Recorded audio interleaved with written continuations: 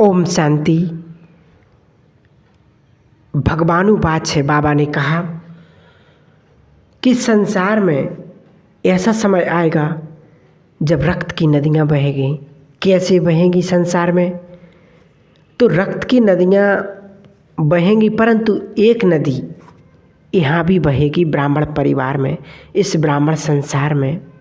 वह नदी उस रक्त की नदी से बहुत खतरनाक होगी, क्योंकि वह नदी हो गई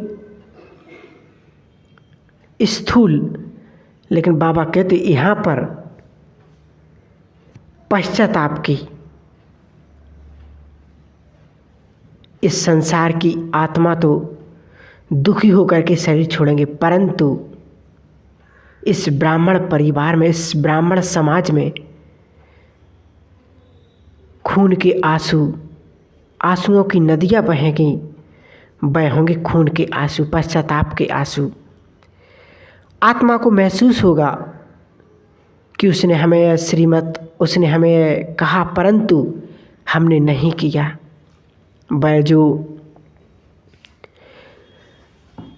खून के जो आंसू होंगे, संसार में रक्त की नदियाँ बहेंगी।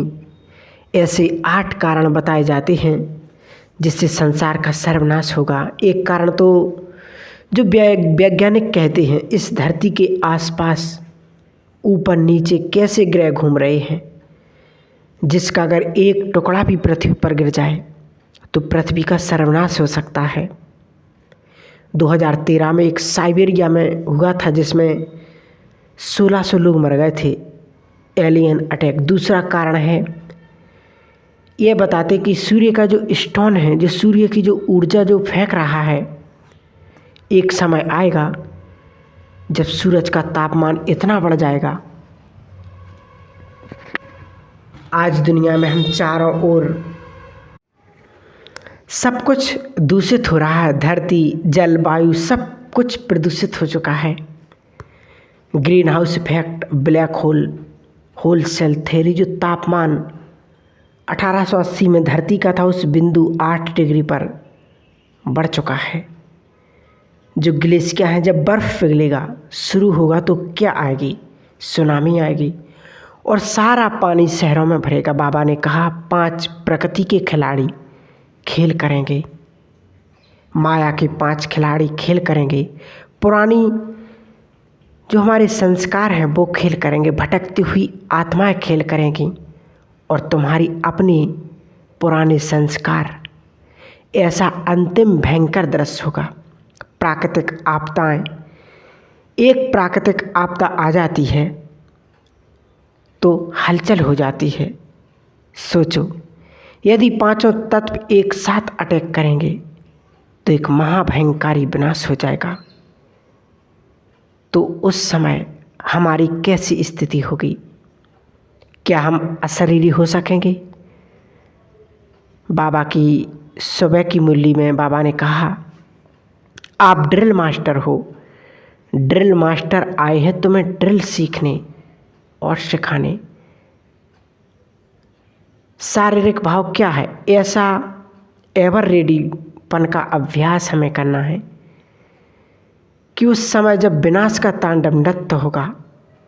बाबा ने 70 की मुरली में कहा था कि विनाश की वर्षा होगी। अब स्वयं भगवान हमारा भाग्य तो बनाने आया है। बाबा ने कहा कोई किसी का क्रियाकर्म करने के लिए नहीं होगा। आज हम एक नमूना प्रकृति का तो देख ही चुके हैं। इस समय होगा जो कोरोना आया था, बाबा ने कहा ऐसा समय भी आएगा। और बाबा ने कहा सबसे ज़्यादा पश्चाताप होगा रिमेम्बर्स का। जितना हम बाबा को याद कर सकते थे उतना नहीं किया, जितना अशरीरी बन सकते थे उतना नहीं बने, जितनी हम ड्रिल कर सकते थे, आत्म अभिमानी बन सकते थे, नहीं बने। समय था अमृत बेले का, समय था, परंतु हम सोए पड़े रहे। अमृत बेले के स्वर्णिम समय को बर्बाद कर दिया। आज सुबह की साकार मुरली बाबा ने कहा अशरीरी हो जाओ, तो प्रभाव पड़ेगा और सन्नाटा छा जाएगा और हमेशा हम लेट कभी कर रहे कभी नहीं कर रहे। तो बाबा ने कहा सबसे बड़ा पश्चाताप होगा रिमेम्बर्स, याद का, कि भगवान आया था, कह रहा था याद करो, फिर भी हमने याद नहीं किया, फिर भी हम यहाँ वहाँ की बातों में, व्यर्थ की बातों में लगे पड़े रहे और अपने समय को बर्बाद करते रहे। समय था मूल्य चिंतन करने का, समय था बाबा की सेवा करने का, परंतु हम यहाँ वहाँ घूमने फिरने, पिकनिक मनाने में बिजी रहे और हमने संगम युग के स्वर्णिम समय को, वरदानी समय को, महादानी समय को बर्बाद कर दिया। बाबा कहते हैं इसका भी हमें बहुत पश्चाताप होगा। तो अभी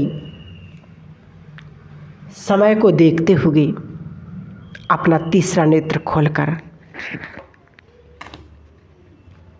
कौन सा समय चल रहा है जहाँ चारों तरफ अशांति, दुख, पीड़ा, तो हमें स्वयं से स्वयं बात करते हुए अपने जीवन को, अपने समय को सफल करना है। अगर नहीं करेंगे तो फिर दुख होगा, दर्द होगा, फिर पश्चाताप करेंगे। तो बाबा कहते फिर पश्चाताप करने से कोई फायदा नहीं। समय अमूल्य है। हमने अपने समय का क्या किया? अमृत बेले से लेकर के शाम तक ज्ञान का चिंतन किया, मनन किया, सेवा की, योग पुरुषार्थ किया या पर चिंतन किया, पर दर्शन किया? किसने क्या किया? इस चिंतन में ही लगे रहे। तो बाबा ने कहा वह खून के आंसू रोना पड़ेंगे। समय और संकल्प सबसे बड़ा खजाना है। जिसने इसको गवा दिया उसने सब कुछ काम गवा दिया। अभी बाबा तो हमें अपने आप से बात करना सिखलाते हैं कि अपने आप से बात करनी है कि एक ब्राह्मण आत्मा कौन सी कर्म करती है, एक ब्राह्मण आत्मा का कौन सा कर्म सही है। हमें अपने आप से बात करनी है। तो स्वयं से स्वयं बात करनी है, लिखना है स्वयं को अपने आप से। अगर हमने कोई ऐसा काम कर दिया जिससे बाप का नाम बदनाम हुआ तो लोग कहेंगे ये भी ऐसा करते हैं, ये भी आश्रम में जाते हैं, फिर भी अगर ऐसा करते हैं तो इससे भी कितना बड़ा भगवान का नाम बदनाम होगा। तो बाबा कहते इसका भी हमें पश्चाताप होगा। यह भी एक स्वयं को हमें तैयार करना है कि जिससे हमारे बाबा का नाम बदनाम ना हो। तो इस बात का बहुत बहुत ध्यान रखते हुए अपने इस ब्राह्मण जीवन में उस परमात्मा की श्रेष्ठ श्रीमत को स्वयं में धारण करते हुए हम अपने जीवन के पुरुषार्थ में आगे बढ़ेंगे। और समय को देखते हुए हमें वो पुरुषार्थ अब करना है। अब वो समय बहुत जल्दी, बहुत नज़दीक आने वाला है जब चारों तरफ हाहाकार, अत्याचार, पापाचार, भ्रष्टाचार वैसे तो बढ़ ही चुका, लेकिन और आने वाला वो समय है जब संसार में ऐसी हालत, ऐसी स्थितियाँ, परिस्थितियाँ बन जाएंगी। तो हमें इस बात का बहुत बहुत ध्यान रखते हुए अपने जीवन को श्रेष्ठ पुरुषार्थ से सजाना है, श्रेष्ठ गुणों से सजाना है अपने जीवन को और आगे बढ़ना है। सभी की दुआएं लेना है, सभी को दुआएं देते चलना है, क्योंकि यही समय है श्रेष्ठ पुरुषार्थ करने का, दुआएं देने का और दुआएं जमा करने का। तो ज़रूर हम सभी बाबा के श्रेष्ठ पद्मा पदम भाग्यशाली बच्चे, भगवान की संतान हैं हम। सोचो, जिस भगवान को पाने के लिए लोग तरसते हैं वो हमारा पिता है। तो हमें तो बहुत गर्व और बहुत सुकून का अनुभव होना चाहिए कि भगवान मेरा साथी है, तो इस अनुभव के साथ अपने जीवन को, अपने पुरुषार्थ को हम ऊंच और महान बनाएंगे। ओम शांति।